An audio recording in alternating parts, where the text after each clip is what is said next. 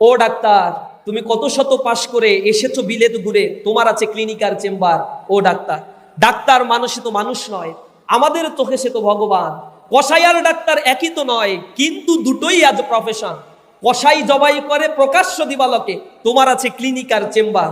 ও doctor, আমি একজন doctor হওয়ার পরে আমার চেম্বারে আমি বসে থাকি, আর বিভিন্ন ওষুধ কোম্পানির লোকজন এসে আমাকে প্রলুব্ধ করে, এসি দেয়, আমার ঘরে বিশাল বিশাল অট্টালিকা তৈরি করে দেয়, এরপরে ফ্রিজ তৈরি করে দিচ্ছে। এর বিনিময়টা কি? ডাক্তার ওই কোম্পানির ওষুধ লেখে কিনা এটা দেখার জন্য আবার দারোয়ান ফিট করা থাকে হাসপাতালে। দেখবেন ডাক্তারের চেম্বারের সামনে দারোয়ান দাঁড়ানো। ও দারোয়ানের পোশাকে না, ওই দারোয়ান সাদা ড্রেস পরা, সাদা শার্ট পরা আর কালো প্যান্ট পরা, ডিউটি সকাল থেকে সন্ধ্যা। আপনি বের হওয়ার সাথে দেখি দেখি কি ওষুধ লিখছে, হ্যাঁ হ্যাঁ ভালো ওষুধ লিখছে, যান যান, নোট করে রাখে। এরপরে ওই ডাক্তারের কাছে আবার রিপোর্ট করে, আপনার এসি দিয়ে গেলাম, ফ্রিজ দিয়ে গেলাম, কত কিছু দিয়ে গেলাম, মোটরসাইকেল দিলাম, গাড়ি দিলাম, ড্রাইভারের ভাড়া দিচ্ছি, এরপরে আমাদের ওষুধটা আপনি লেখেন না। এরপরে ডাক্তারের তো আছে টেস্ট একটা লিখে দিবে, টেস্ট একটা লেখার পরে তার 40% অমুক জায়গা থেকে করান, আমার নামে যাবেন, কম নিবে। টেস্টের দাম হচ্ছে, টেস্ট করাইতে লাগে 100 টাকা, লিখে রাখবে 800 টাকা।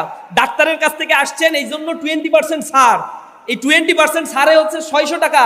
এই 600 টাকার মধ্যে 40% আবার যাবে ডাক্তারের কাছে, আর যে টাকাটা থাকবে এখান থেকে তার ভিতরেও অন্তত কস্টিং ওই প্রতিষ্ঠানের 100 টাকা তাদের লাভ। এইভাবে করে চলছে ডাক্তারি এই বাণিজ্য। ওই ডাক্তারের চেম্বারে যারা যায়, যেভাবে জবাই করে, যে পরিমাণে টেস্ট দেয়, ইথিক্স নাই, নর্মস নাই। অথচ এই মেডিকেলে পড়তে গিয়ে যে পরিমাণে টাকা খরচ হয়, জনগণের ট্যাক্সের টাকা এই মেডিকেল কলেজগুলো পরিচালিত হচ্ছে।